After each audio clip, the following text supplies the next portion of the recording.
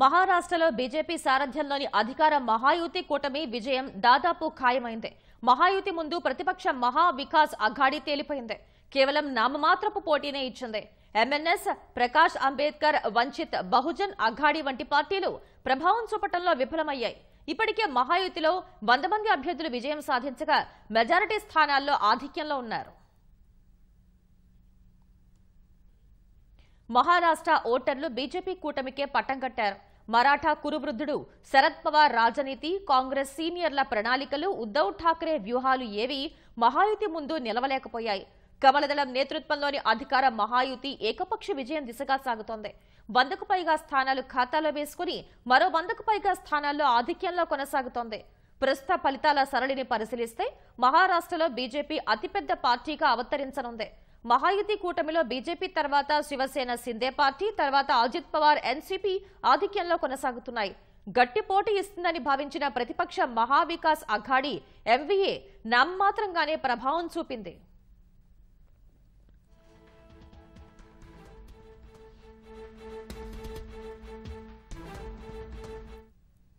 కోప్రీ, పశ్చిమ అఘాడీ స్థానంలో మహారాష్ట్ర ముఖ్యమంత్రి ఏక్నాథ్ సిందే ఆధిక్యంలో కొనసాగుతున్నారు.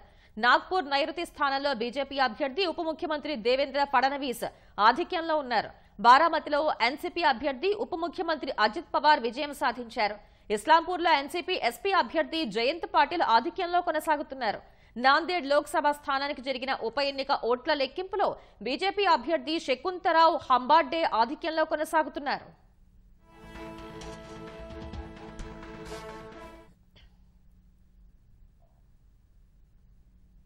लोकशाहीचा विजय आणि महाराष्ट्रामध्ये हे धाराशाही झाल्याबरोबर लोकशाही खतऱ्यात आलेली आहे. ईव्हीएम प्रॉब्लेममध्ये आहे, ईव्हीएम टॅम्पर झालेला आहे.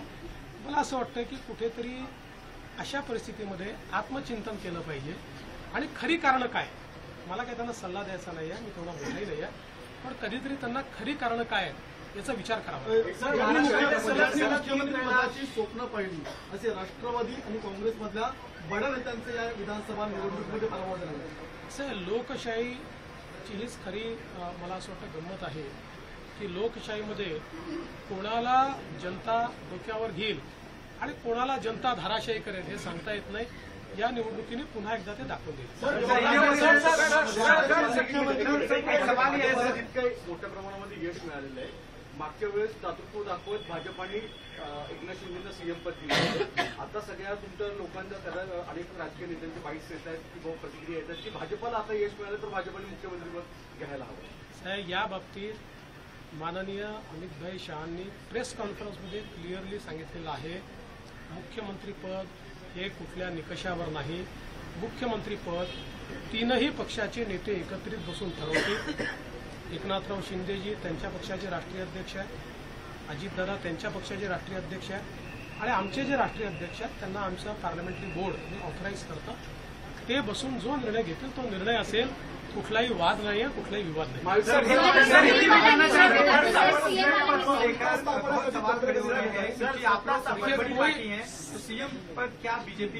सीएम पद के ऊपर कोई भी विवाद यहाँ नहीं होने वाला, क्योंकि पहले दिन से ये तय है कि चुनाव जब संपन्न होगा तो चुनाव के बाद तीनों पार्टियां मिलकर इसको तय करेगी. हमारे नेता आदरणीय होम मिनिस्टर साहब ने प्रेस कॉन्फ्रेंस में ये बहुत स्पष्ट शब्दों में बताया है कि चुनाव के बाद तीनों पार्टियां बैठेगी और इसका निर्णय करेगी.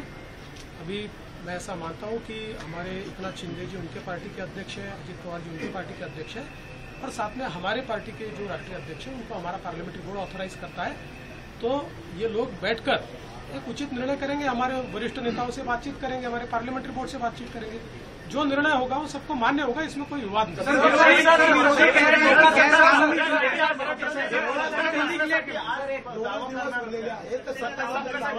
बाबा आता पूर्ण रिझल्ट संपवूया. आता मी आणि अजितदादा आता सीएम साहेबांकडे चाललो आहे. आम्ही बसून जरा पुढचा काय कार्यक्रम करायचा तो चॉकआउट करू आणि तुम्हाला नीट सांगू. मुझे ऐसा लगता है कि एक प्रकार से लोगों ने अपना मैंडेट दे दिया. लोगों ने एकनाथ शिंदे जी को रियल शिवसेना के रूप में स्वीकार कर लिया है. बाळासाहेब ठाकरे की हिंदू हृदय सम्राट शिवसेना प्रमुख बाळासाहेब ठाकरे की जो शिवसेना है उसकी लेजिटिमेसी ये एकनाथ शिंदे जी को मिली है और जो मूल एनसीपी है उसकी लेजिटिमेसी अजित पवार जी को मिली।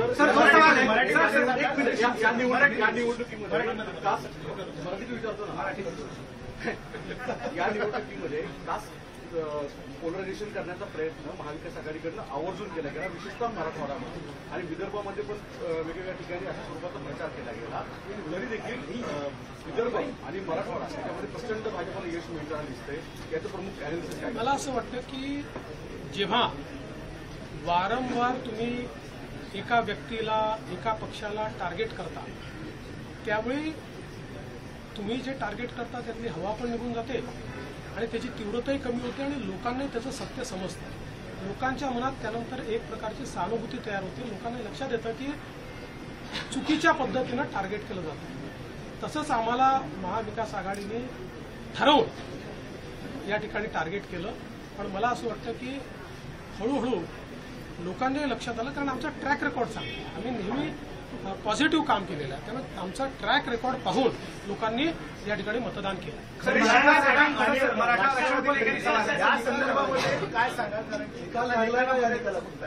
मला असं वाटतं की या निकालाने एक गोष्ट स्पष्ट केली आहे. हिंदू हृदय सम्राट शिवसेना प्रमुख बाळासाहेब ठाकरे यांची शिवसेना ही एकनाथराव शिंदेजींची शिवसेना आहे किंवा एकनाथराव शिंदेजी ज्या शिवसेनेचे प्रमुख आहेत तीच शिवसेना ही आता या ठिकाणी हिंदू हृदय सम्राट शिवसेना प्रमुख बाळासाहेब ठाकरेंची आहे. त्याची लेजिटिमसी जी आहे ती आता एकनाथराव शिंदेजींकडे आलेली आहे. आणि तशीच राष्ट्रवादी काँग्रेसची लेजिटिमसी जनतेनं अजितदादा पवारांना दिलेली आहे.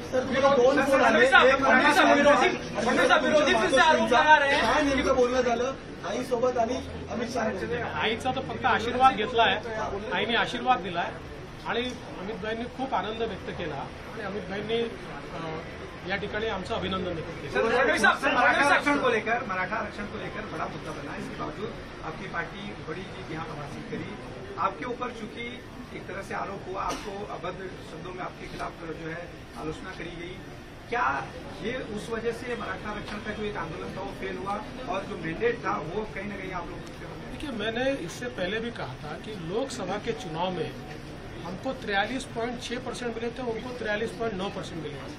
तो अगर मराठा समाज ने हमको वोट नहीं दिया होता तो क्या हम 43.6% पर पहुंचते?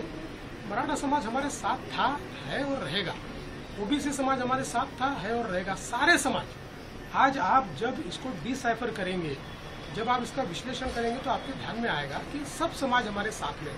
देखिए, हर समाज की अपनी इच्छाएं होती है, आकांक्षाएं होती है, लेकिन उनको ये भी पता होता है कि अपनी आकांक्षाएं पूर्ण करने के लिए प्रामाणिकता से काम कौन कर सकता है. वो लोगों का विश्वास होता है. तर 2019ला मला आठवतं की वर्षावर एक प्रेस झाली, त्याच्यानंतर शरद पवारांनी तेल लावलेला पैलवान हे वाक्य बोललं होतं आणि तुमचं आलेलं माइंडेड गव्हर्नमेंट पाडलं गेलं होतं पालनकरांनी. त्याचा बदला घेतला आहे का आता? आणि तेल लावलेला पैलवान कुठलाही बदला मी घेतलेला नाही. राजकारणामध्ये जनता ठरवते कोण जिंकेल, कोण हरेल. कधी कधी एखाद्या गोष्टीचा नापसंती जनता कळवते. त्यामुळे यातनं जनतेने कदाचित नापसंती कळवली असेल आणि आमच्या बाबतीत पसंती कळवली असेल. मला असं वाटतं की याला वेगळ्या पद्धतीनं पाहण्याचं कारण नाही. आणि नंबर्स काय आहे याच्या आधारावर मी विरोधी पक्षाचं मूल्यमापन करणार. सर, चाणक्य नीतीवरती ही चर्चा सुरू झालेली आहे. महाराष्ट्र चाणक्य म्हणून शरद पवारांचा उल्लेख वारंवार केला जायचा. आता महाराष्ट्र चाणक्य बदलला आहे. बदलला असेल तर मला माहीत नाही. फक्त मी एवढंच सांगू शकतो की मी तरी चाणक्य वगैरे काही नाही. मी भारतीय जनता पक्षाचा साधा कार्यकर्ता आहे. माझा पक्ष मला ताकद देतो, माझ्या पाठीशी उभा राहतो, म्हणून मला हे सगळं करता येतं. आमच्या पक्षातले जे वेगवेगळे नेते आहेत हे सगळे नेते माझं नेतृत्व मान्य करतात, म्हणून मला पुढे जाता येतं. त्याच्यामुळे चाणक्य वगैरे नाही.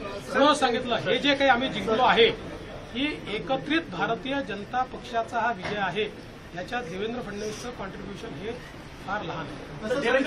गैरकानूनी जीत एक कह रही है. संजय राउत ने स्टेटमेंट दिया है कि गैरकानूनी जीत है. इस जीत को नहीं मानते क्योंकि जनता आपके खिलाफ थी. और सर, और इसी से एक सवाल इसी पे कंटिन्यू कर देता हूँ सर. क्या देवेंद्र फडणवीस के रूप में समंदर वापस आ गया है? जो लोग घर किनारे में बसाए थे बह जाएंगे? तो पहली बात तो ये है कि संजय राउत, इनके ऊपर मैं कभी प्रतिक्रिया देता नहीं, लेकिन आज आवश्यकता इसलिए दे रहा हूँ. मुझे ये पता है कि झारखंड मुक्ति मोर्चा जीता है तो बहुत लेजिटिमेट जीता है। वहाँ चुनाव एकदम फेयर हुआ है, वहाँ पर इलेक्शन कमीशन ने अच्छा काम किया है, वहाँ पर ईवीएम इतना पक्का था कि वो हैक ही नहीं हो सकता, वहाँ लोकतंत्र का विजय हुआ है। और महाराष्ट्र में अगर हमको लैंडस्लाइड विक्ट्री मिली है तो इलेक्शन कमीशन भी बायस हो गया है, यहाँ का ईवीएम हैक हो गया है, यहाँ पर लोकतंत्र की हत्या हो गई है। ये कभी न कभी आत्मचिंतन करने की आवश्यकता होती है। जो आत्मचिंतन नहीं करते जिंदगी में वो समाप्त हो जाता है। मुझे ऐसा लगता है कि कभी न कभी आत्मचिंतन करना चाहिए और इस प्रकार से वो बात करेंगे तो क्या लोगों का विश्वास बैठेगा। चलो थैंक यू। सर एक फोटो सर